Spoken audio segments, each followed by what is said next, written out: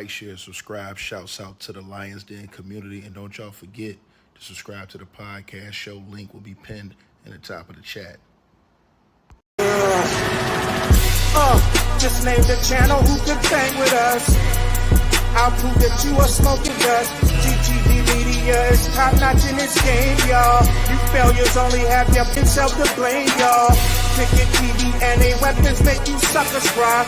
Why don't you close your channel, crawl into a hole and die? Shout out to those who love our movement, no, we'll never flop until you get your mouth off LGBT. We are the underground outfit, y'all. We built this whole thing by ourselves, no in y'all. Independence start with self-preservation. If you can't take care of self, then how can you build a nation, y'all? Yup, we got that merch for the ladies and yes, we even got that merch for the babies and we got appliances and everything that you will need. We got some banging songs that make anemic haters bleed.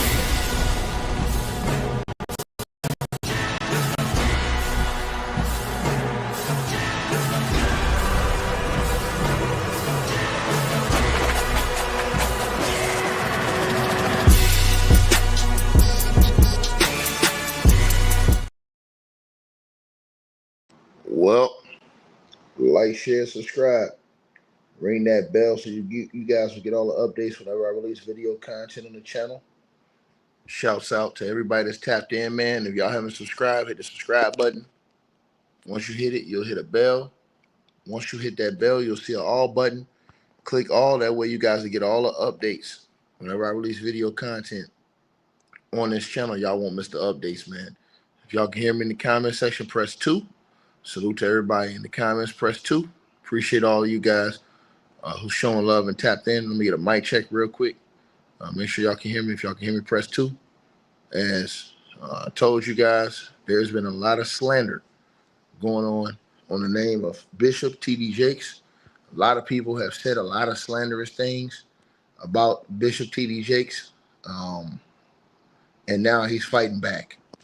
According to reports coming out tonight, the Bishop T.D. Jakes is now blaming a lawyer for one of Diddy's accusers for a recent health scare in the church. According to reports, Bishop T.D. Jakes has blamed his recent health scare on stress caused by allegations by a lawyer repping a man accusing Diddy of sexual assault. And it goes on to say, Tyrone Blackburn, the attorney representing Rodney Lil Rod Jones, the man accusing Sean Diddy Combs of operating a sex trafficking ring, has set his sights on another high-profile figure, Bishop T.D. Jakes.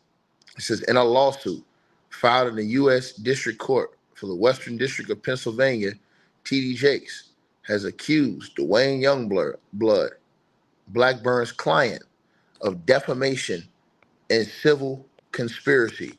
According to the report, it says that Mr. Youngblood, who is a lifetime registered sex offender and a 2-time convicted felon, recently made allegations on the podcast Larry Reed Live, claiming that Bishop T.D. Jakes had groomed and attempted to sexually abuse him when Youngblood was a young minister. T.D. Jakes, however, has forcefully denied the allegations and is fighting back with a defamation lawsuit claiming the claims patently false and malicious. It goes on to say that T.D. Jakes' lawsuit describes Youngblood's statements as carefully planned effort by a convicted criminal, and those acting in concert with him to rewrite history, to deflect blame and accountability for his reprehensible and criminal conduct. T.D. Jakes also accuses Youngblood of attempting to publicly smear a renowned and eminently respected religious leader in a blatant and explicit attempt to extort him for millions of dollars. It goes on to say, Youngblood's allegations were broadcast on 2 widely viewed podcast episodes on October the 28th and November the 3rd. It goes on to say, according to the complaint, the episodes were titled Larry Reed Live Interviews, where Dwayne Youngblood the abused become the abuser.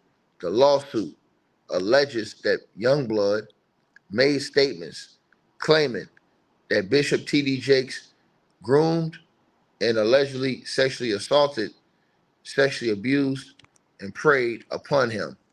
According to reports, it says these accusations are patently false.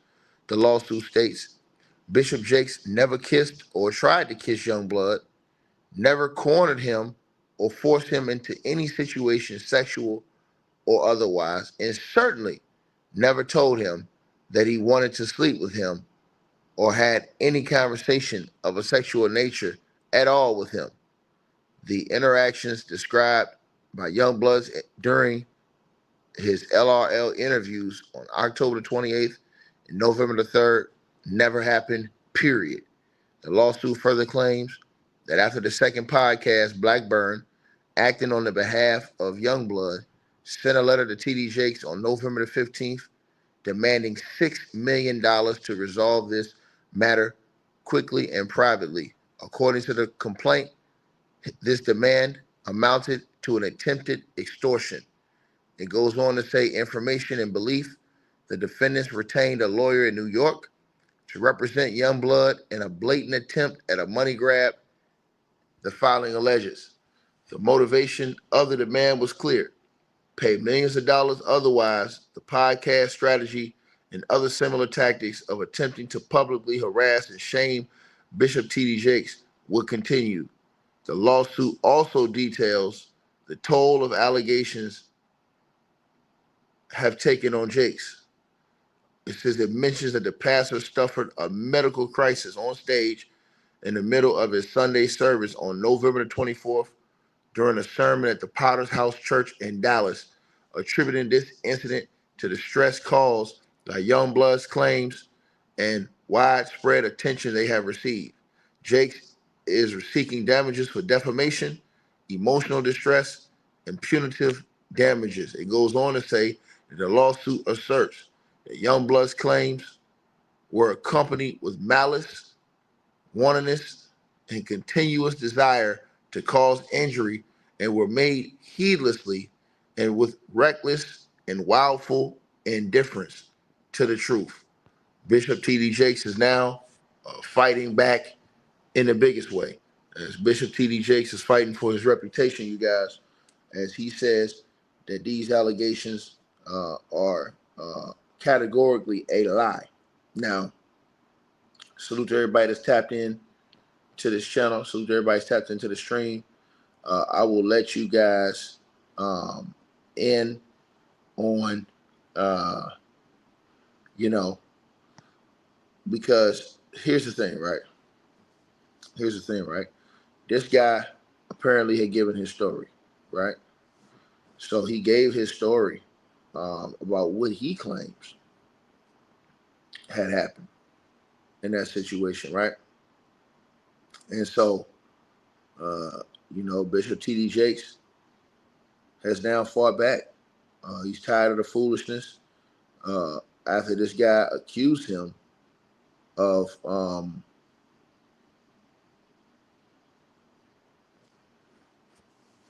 sexual assault. You understand what I'm saying? And he just wasn't having it, man. You know what I'm saying? He just wasn't having it, man. And so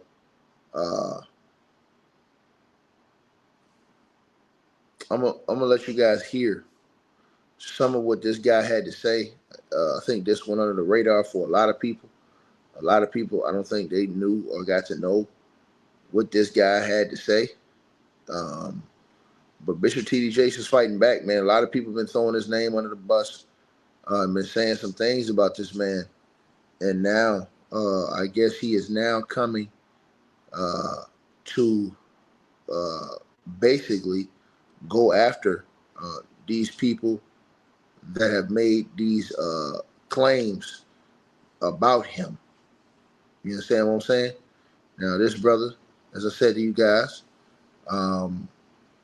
he has already came out with some serious accusations against Bishop T.D. Jakes, and he basically shook up I want to say a lot of um, the internet world with some serious allegations against Bishop Jakes. And so, again, man, this is just a devastating actual story. And to hear all the way across the board.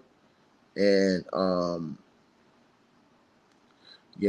Bishop Jakes had some serious allegations against him, but he's fighting back. He said that this guy basically was diabolical and basically tried to uh, extort him um, for, like I said, $6 million is what Bishop Jake said that this guy tried to do.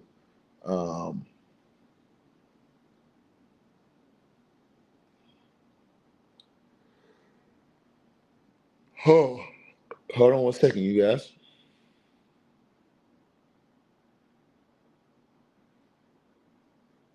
Hold on one second.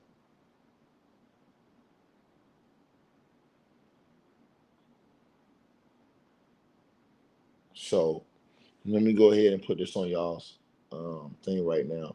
I want to try to get to the part where he said it. No, so it's like, okay, I don't really see the point.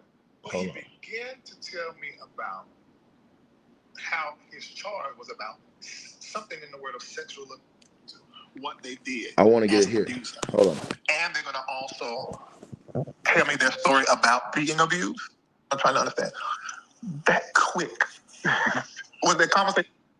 Looking at him and seeing the other. This is my personal story. I never thought I matched up. I never thought I was equal to him. All right, so hold on, you guys.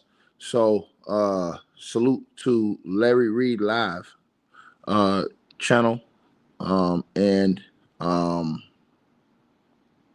salute to Larry Reed Live channel, and I want to get to some of this allegations against TD Jakes, and so shout out to whoever sent that super chat.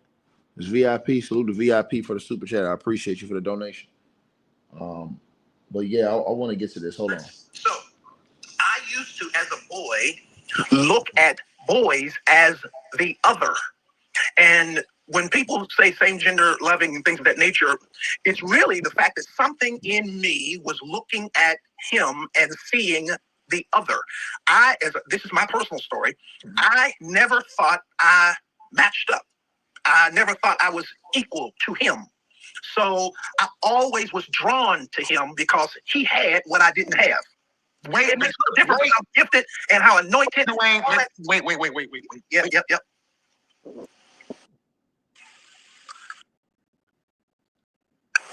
I don't know if you guys got what I just got. That I have not ever heard articulated, but I have dealt. Sarah's in here; she's a therapist. I have dealt with somebody said, "Paul, sir, you're moving too fast, man." You're dropping nugget after nugget, and it's going into our pain body and our past, and it's shaking us up. So you got to give me a minute. You just articulated the reason why, and this is not all same gender loving people, but I have met and talked to. Because y'all got to remember my degrees in therapy, my master's. So I've had thousands of hours.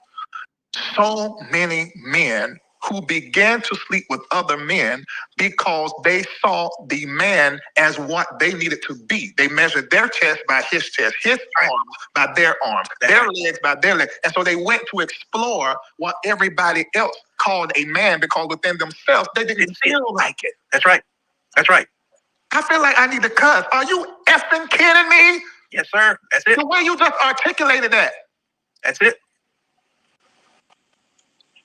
So I want to say this, that I think is very important. I'm not discussing who you're going to like tomorrow, but I will say this to everybody listening to me. When we say a same-sex attraction, I think people just gloss over this too fast because in reality, you're not really drawn to your own self. We spend all of our time talking about who you like. And we've not stopped long enough to say it's not really a same-sex attraction. I don't care. Even if we're talking about heterosexual, you're really not in a place to like because you don't like. Yeah, you don't like. You don't like. Yeah. So even if you got that, it may not be because you like. It may be because of your dislike. And the dislike is most often in my own self. Absolutely. And I mean, the men I know who seem to be heterosexual men sleep with a lot of women, but I know they hate women. I know they hate women. It's because they hate what their mom, their grandma, their sister did to them, said to them. So sleeping with the woman is conquering the woman and getting them back. And that whole thing makes them erected, hard, sexually turned on to get them back. But the woman don't know that he really don't like you. And he ain't with you. Oh, Lord, there's so much in this. This is a conversation. This is a conversation. You said it like the white people is darn, not conversation. I thought you spelling up. Now, they're talking about, this guy's talking about on this show, he's alleging that some of these things happened to him. And he also, like I said, this is where the Bishop T.D. Jakes lawsuit stemmed off of, right? This is where the Bishop T.D. Jakes lawsuit stemmed off of. And in his lawsuit, again, Bishop T.D. Jakes, he basically put in his lawsuit that this right here is what caused him the stress that he had on this past Sunday at church, was this situation right here, these allegations that have been levied against him by this man. And this man apparently, levied some serious allegations against Bishop T.D. Jakes, and where a lot of people was starting to, or a lot of people have, I should say, believe the allegations against Bishop T.D. Jakes. And Bishop T.D. Jakes basically saying that what it's doing is that it is basically tearing down at his character, basically. You understand what I'm saying? It's basically what he's saying it's doing. He's saying it's tearing down at his character, right? And so, and basically causing him, a lot of different, things. Let me play this for you guys. Going to the service that night. And eventually I told my mother, I'm not going to go to the service tonight. She said, no. We got a rule in this house. If we go, you go. I never told her what he had done. I went to church. Now, let me put this back. Hold on. As well with guys myself, because all this stuff is happening and I began to explore some sexual things myself. Put on my night clothes, put my bag away, and when did you start preaching, and when did you realize, wait a minute, there are other people in the church who like men like me? Well, let me tell you, it's been a horrible journey with that question for me, as far as all that related to. I started preaching probably around age 17, 18. Nothing official. It was very interesting. My brother, who you're saying may be in the chat tonight, my brother had what they would call his first night of preaching. And that particular night, my grandfather was our pastor and my dad was the assistant pastor. And my father was very, very fearful that my grandparents might be trying to create some kind of attention, because my grandmother was saying, well, maybe Wayne wants to preach tonight too. And my dad said, no, this is going to be Richard tonight. He's going to preach. And so my brother preached, and we were happy and celebrated him having that initial message. Well, what happened with me, we were in the middle of a Sunday morning service, and I was leading what we had back then, testimony service, and somehow just ended up exhorting the people. And my grandfather got up and said, what he said today was what I was going to preach. And that's how my preaching ministry literally began. I never had an official opening. But as far as coming to connect with people in the church and things of that nature, these are, I was in Greater Emmanuel at the time. Greater Emmanuel was led by Bishop Carter Wilson. And Bishop Carter Wilson is one of the most respected, highly energized kingdom teaching back in that day, and a lot of people didn't do it. But he was, and so it was special if you got to hear him preach. And so when I was 16 years of age, I got my driver's license, and Bishop Wilson was preaching at our church for revival for 3 days. And after the first night of the revival, he goes up to my dad and he says to my father, can your son drive? And I was within an earshot of hearing the conversation. And my dad said, yeah, he just got his license. And he says, well, you know what? Tonight I'm going to go back to Columbus, where he lived in Columbus. I'm going to go back to Columbus. And I would love to take him along, let him drive. And my dad looked at me and he says, yeah, he can. Now, you have to understand from my perspective, I am looking at this man, my father, through the lens that I have had with him. Totally, you don't deserve to be in this place. And I don't want to hear you. And I'm so glad to get away from you. So this is the most exciting news I have ever heard in my life, is that this chief apostle is getting ready to take me with him on a journey back to his home, and I get to ride in the car, and it was exciting. So we did. He agreed, and I got in the vehicle. We drove back to Columbus. It was late. He did all the driving back. When we got to his home, we pulled up, big, beautiful white home, and we got in the home, went upstairs. It's late already, and he's saying, well, I don't know which room you want to go in. There's 5 big bedrooms. He said the bedroom at the end of the hall has the biggest bed and the big TV, and man, I'm 16 years of age. You know where I'm going. And I said, well, thank you. Well, Bishop, you know, I'm going to take that room. And so I walked in there. It's late. I put on my night clothes, put my bag away, and I get in the bed and I'm start watching the television.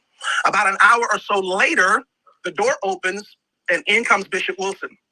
And he comes in and he changes his clothes. And in that moment, I realized this is his room.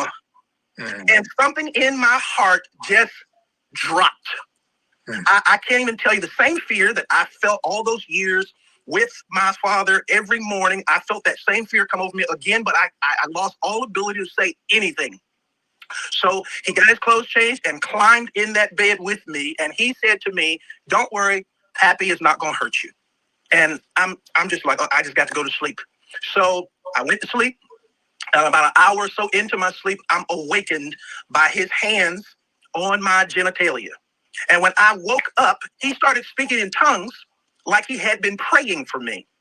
I realized, number one, this person has something with men, whatever it is he had, but it was the most uncomfortable experience.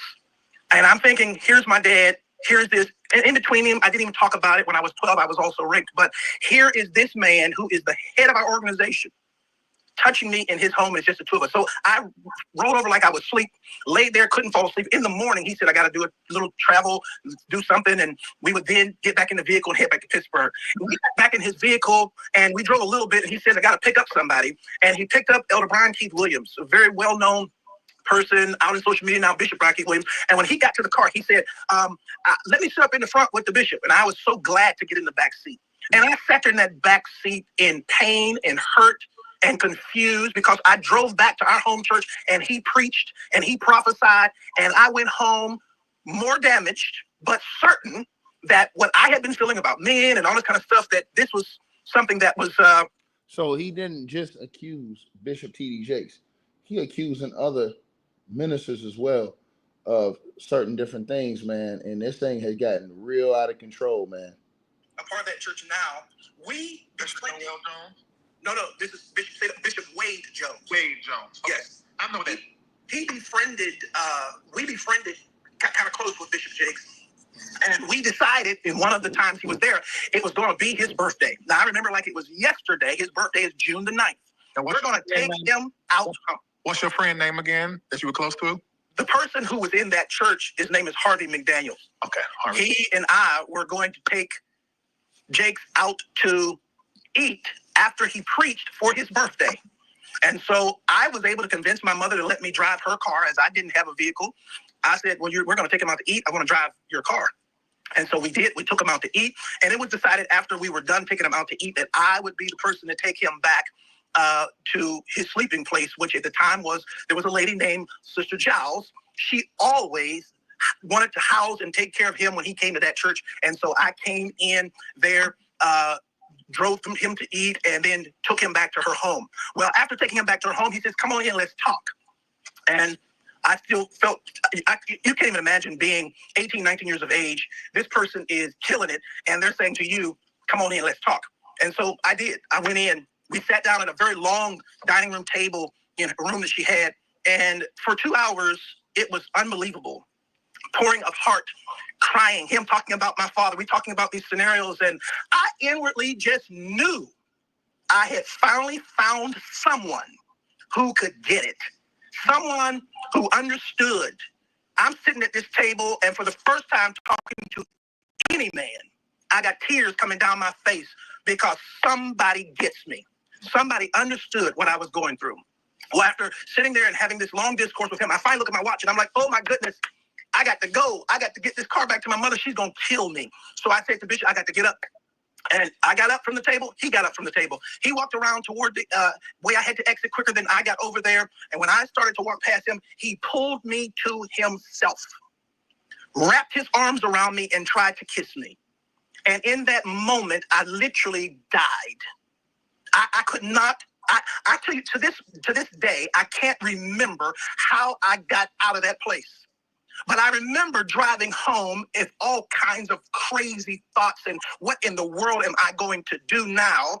And I finally get home, get in the house, get in the bed. I'm going to try to go to sleep.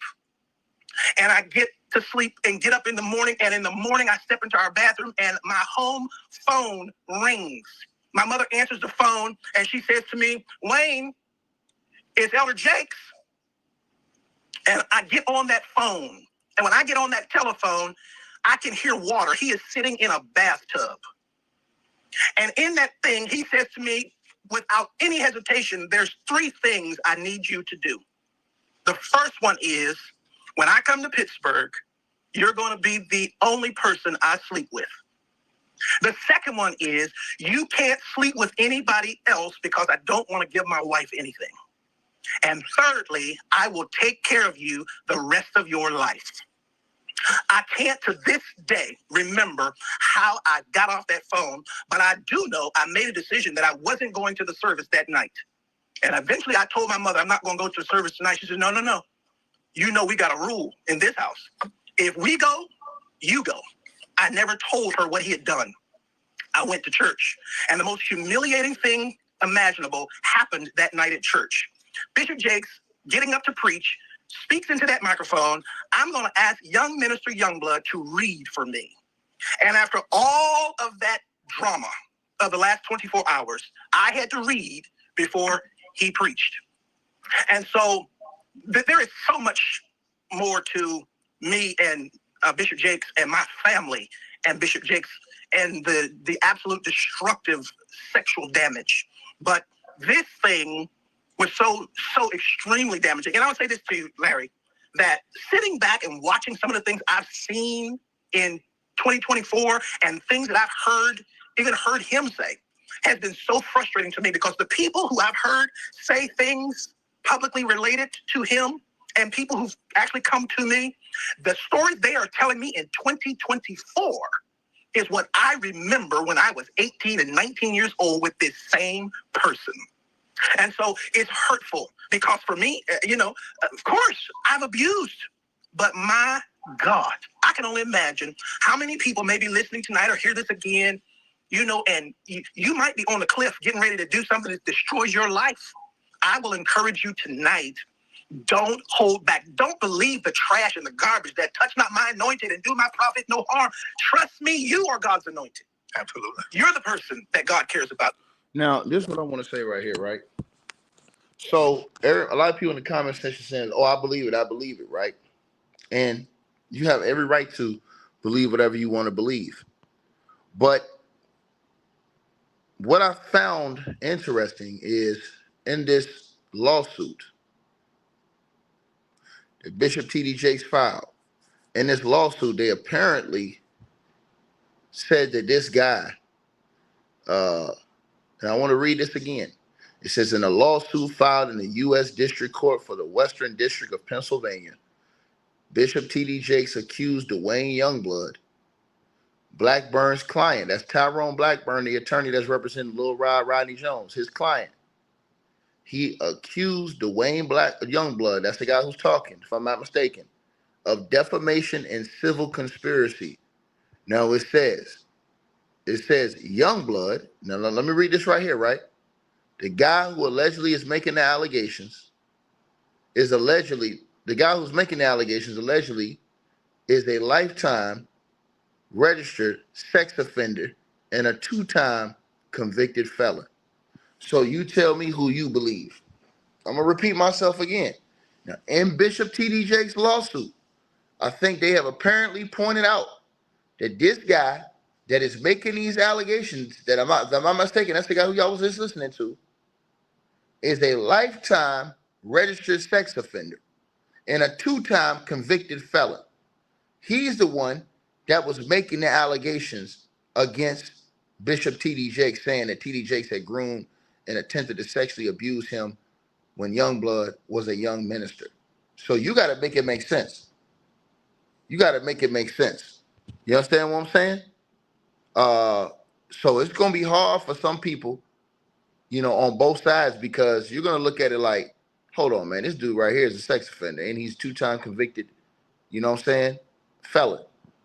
So am I going to believe what he say, or am I going to believe what Bishop T.D. Jakes say? And they pointed that out. It says that Jakes, however, has forcefully denied the allegations and is fighting back with a defamation lawsuit calling the claims patently false and malicious. It goes on to say that T.D. Jakes' lawsuit describes Youngblood's statements as carefully planned effort by a convicted criminal and those acting in concert with him to rewrite history to deflect blame and accountability for his reprehensible and criminal conduct. Right? So, again, Bishop T.D. Jakes, I guess, in his lawsuit points out that this guy is a convicted felon himself. So this really brings, in any court of law, this will bring his testimony into question. I'm just going to be honest with y'all. I'm going to keep it fair on both sides. That right there will bring his testimony in question, the fact that he is a convicted felon himself, and that he himself allegedly is a sex offender, according to the allegations against him. And that's the guy who was talking. You understand what I'm saying? So it makes it kind of hard to understand or believe either side when one side is, is literally registered. You know what I mean? Do you believe that? Some people will, because they'll say, hey, you know what? I don't care. I believe it. You know what I'm saying? Some people will say, hold on, man, this dude's a registered offender himself. You know what I'm saying? Like, how you going out here saying all this stuff about everybody else, but you're a registered offender and you're a two-time felon. You know what I mean? So again, you know what I'm saying? This is an absolute insane situation, man. And to the brother who says, what does his criminal record got to do anything? It has everything to do with it. It has credibility to do with it. It has credibility to do with it. It's the same way as anybody else who's a convicted felon, sir. Let me ask you a question. If somebody was a convicted thief, right, and they went to court and pled not guilty and got found guilty, would you just believe anything they say? So the credibility does come into question, sir. See, this is a person right here who has in his mind already, his mind is set already on what he thinks. Lone Star 131, your mind is set already. So by you asking that question, sir, you have no objectivity right there by you asking that question. Because if you're going to come in here with a straight face and say, what does this criminal record got to do with anything? It has something to do with his credibility, sir. Has something to do with his credibility, sir. Right? Let me ask you a question. How many guys that are convicted sex offenders you going to run around here listening to? I'm just asking you a question. I'm just asking you a question. How many guys that are convicted sex offenders are you running around here listening to? T.D. Jakes also said that this dude tried to shake him down allegedly for $6 million. So make it make sense. Bishop T.D. Jakes said this dude tried to shake him down for $6 million and he wasn't going for it. Right? I want y'all to listen to that again, because it does matter. That's why many people would never use convicted felons as witnesses in certain cases because of the simple fact that your credibility is always going to be questioned and brought into question. See what I'm saying? Like, let me give you an example, right? There's a lot of convicted felons that's in prison right now. Are you taking their word for anything? I'm just asking, right? Are you taking the word of a convicted sex offender and a convicted felon? Are you taking their word just off the GP? See? So when you say, oh, well, when you say what you said on that screen, that lets me know right there that you have no objectivity. When you says, what does his criminal record got anything to do with it? It has something to do with it. Your reputation always has something to do with your character as a witness, sir. I'm going to say this again to you. Your reputation, and I don't care who you are. I ain't just talking about Bishop TDJ. I'm talking about period. Your reputation has something to do with your credibility, sir. Right? So for you to say that, you're a person that just doesn't like Bishop TD Jakes off rip. That's all I'm just saying. You're not even looking at it from a fair perspective. And I'm not saying that Bishop TD Jakes is one innocent or guilty. I'm saying your comment suggests that you don't even care. You don't care who the source is or where the source came from. I'm saying it has to mean something, sir. That's all I'm saying. It has to mean something, right? Again, that's all I'm saying. Now, somebody else who may not have the same type of record as that dude, you may take their story and listen to it and feel more credible. All I'm saying is that when somebody themselves has been a convicted sex offender, which means they have to register, right? When somebody themselves, right, is a convicted felon, now that does bring their credibility into question. That most definitely brings their credibility into question. Because if you don't have no question about the credibility of a convicted felon, what the hell are we talking about? And to the person who says, I agree, but that doesn't change the fact. Well, where's the evidence at? We haven't seen it. I haven't seen the evidence. That's all I'm saying. Like, I have not seen the evidence that what he said. And the fact that, and here's the thing, like I said, the fact that this guy is a convicted sex offender and a convicted felon, it definitely is going to make it harder for a lot of people to believe him because he himself is a convicted sex offender and a convicted felon. That's all I'm saying. I didn't make him an automatic liar, sir. You didn't listen to, see, this is how I know right here, sir. You have a hard time listening. Now I want you to rewind the video and listen to what I said. You said you're making the man an automatic liar. I did not make him an automatic liar. You are a liar, sir. And I can tell you are a liar and you are a grifter, sir. Because you lied on me. So your character is in question right now. I never said he's automatically a liar. I never said that once. So you, sir, are full of shit. Lone Star 131. You are full of shit. And to the person who said nobody believed into the Cassie video, Cassie's not a convicted felon and she's not a convicted sex offender. Love, wisdom, freedom. So Cassie has a different bearing of credibility because she has not been convicted of being a sex offender and a convicted felon. So, but back to this dude, Lone Star 131, who's a lying, capping ass dude, gonna sit up here talking about something. I'm making him an automatic liar. No, you're a liar. Because I never said he's an automatic liar.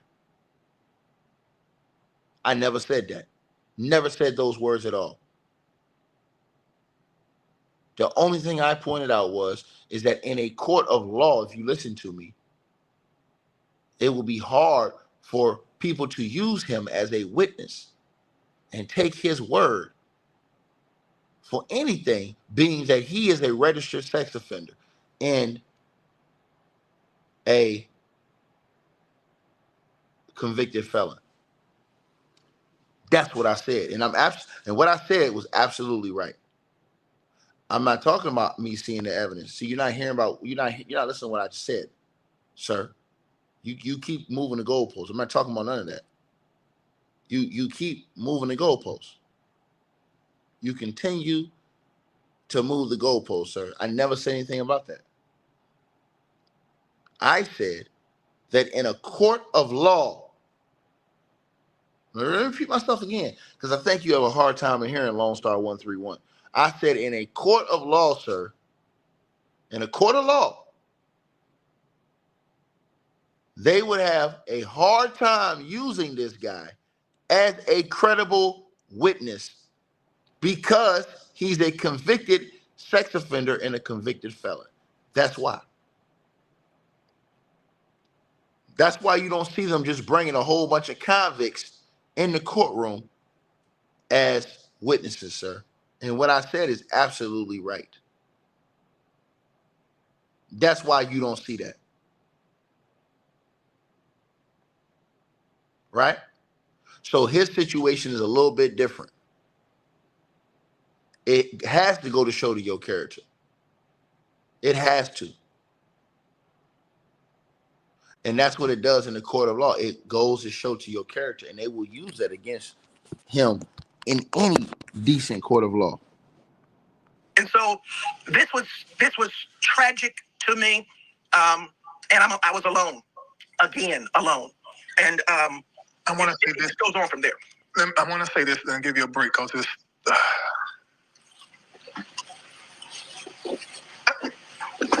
One thing I want to say, it's amazing how you telling your story feels, and your story is a story of pain. It's a story of going from the abused to the abuser to now an advocate for both to experience change. Yep. It's a painful story. Because in my opinion, I feel like you were passed around. I know preachers, and I know how they do women in 2024. They talk. And I just feel like you were passed around. I also can't help but to highlight, and everyone that's been abused, including myself, knows that once you are abused, spiritually, there's this mark on you, and people see it. And you got two different types of people when they see that mark. Either they're going to do what Mother Casco did for you and protect you, or they are going to abuse you or violate you. Yep. One or the other. Yes. I'm not going to call all those that violate you all the different kinds of names that I normally would say. Right. Because all predators and violators aren't the same. But it's clear by listening to you how you got there. If you hadn't experienced, I just believe it, all of this, you wouldn't have had that bend to participate in violating somebody else. It's poison. Yeah. It's a deposit of poison. And as you were saying, I mean, you're looking for someplace, something. My gift was still working. But oh my God, was the pain growing. And if you don't have a crash or an encounter, this thing destroys you. It will wipe you out because you can't make sense of what you've been through. It doesn't make sense. You said you died the night that now who we call Bishop P.D. Jakes. You died when that happened. I want to ask a question.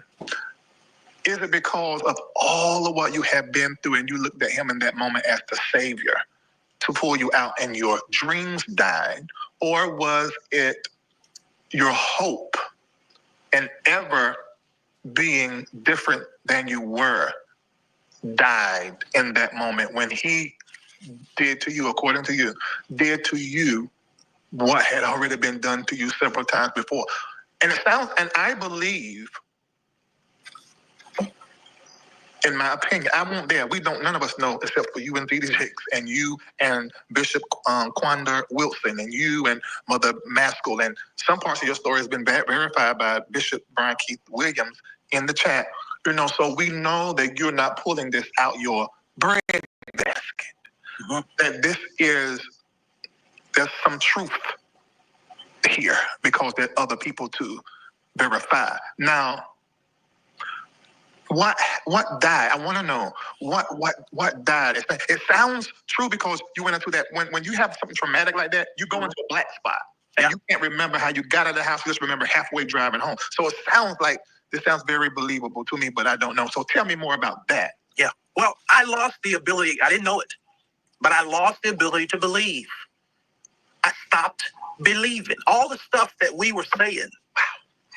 All the stuff that we were preaching and teaching. Remember, my dad is the pastor. Bishop Wilson is the chief apostle. Here is the man who is leading revival, and it dies because you realize in these moments you don't understand what you're doing, but you start believing that what you said about hope, this just ain't gonna happen for me. I thought maybe there'd be a place that I'd be able to talk about what is real and get somebody to give me whatever I need to get beyond it. Because I'm telling you, Larry, up to the point of T.D. Jakes, I couldn't believe the life I had had. And that night, I thought, oh my, here is help. We've managed to start building this relationship, this friendship, and here is help. Here, I have no ability to really trust men, but here's one who is proving to me across the table, you can trust me. And in a few minutes, totally violated. And I'm gonna tell you something, the thing that just further killed me was the absolute arrogance to call me from a bathtub and to tell me you're gonna take care of me for the rest of my life. And I'm gonna be your Pittsburgh boy, but I can't sleep with nobody else because you don't want to give your wife something. And so, absolutely, it's devastation. And as I moved forward in ministry, I had decisions to make because my gift and my ignorance allowed me to get right into pastoring with all this.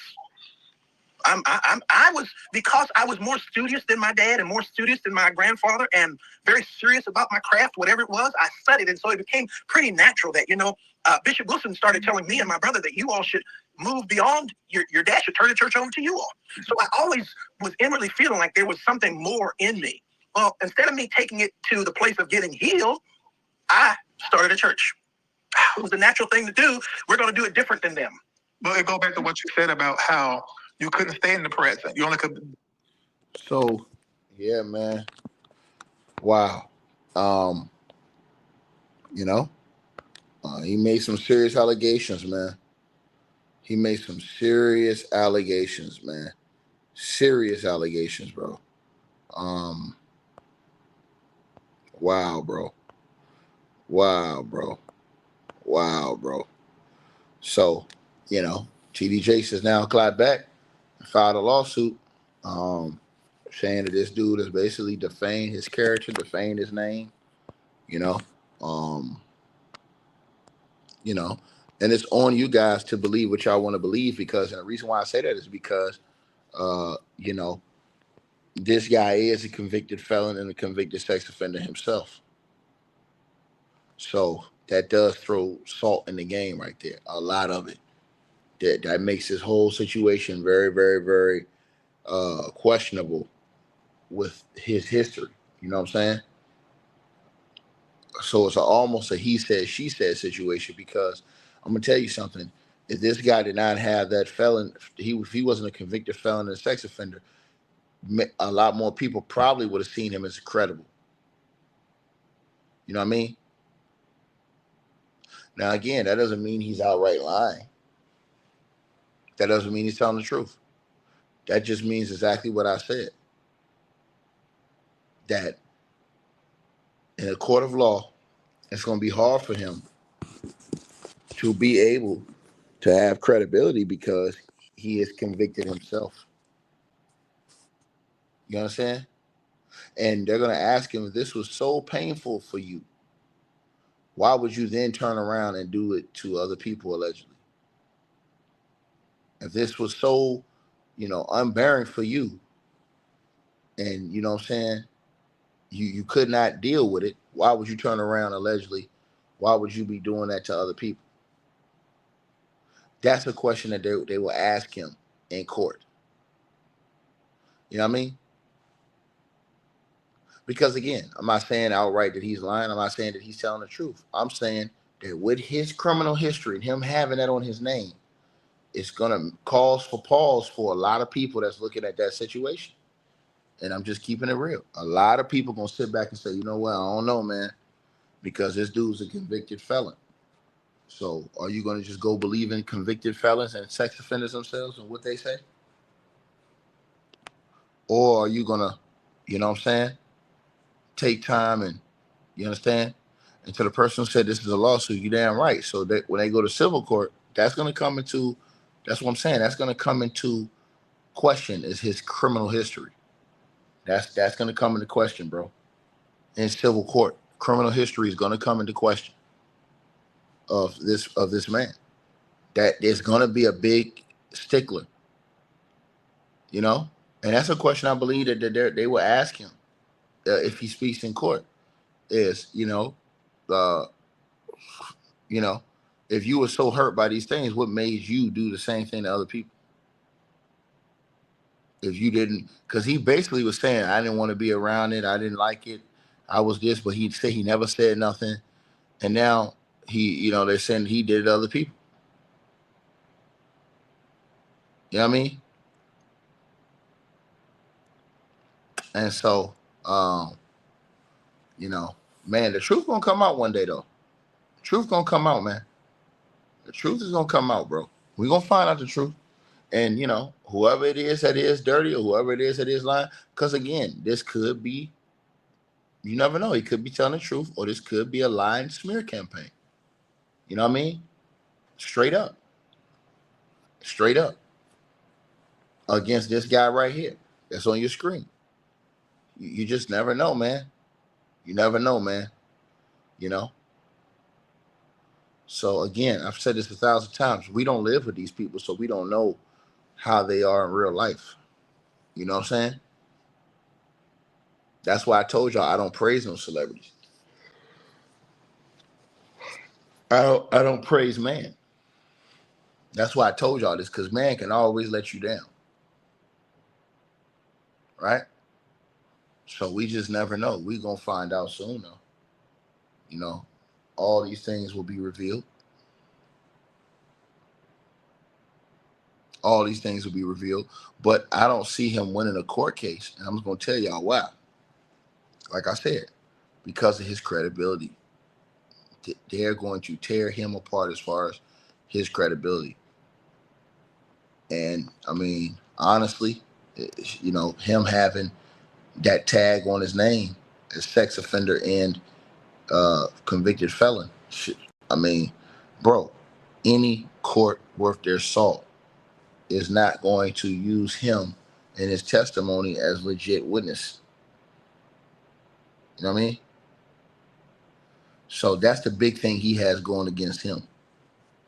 And that's what Bishop T.D. Jakes pointed out in that lawsuit.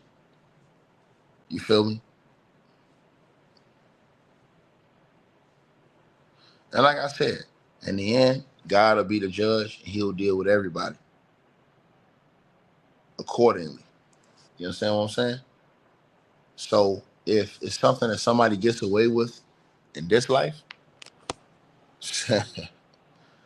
you already know what I'm going to say. You already know what I'm going to say. In the ultimate judgment, they're not going to be able to duck that smoke. So, again, I think that needs to be highlighted.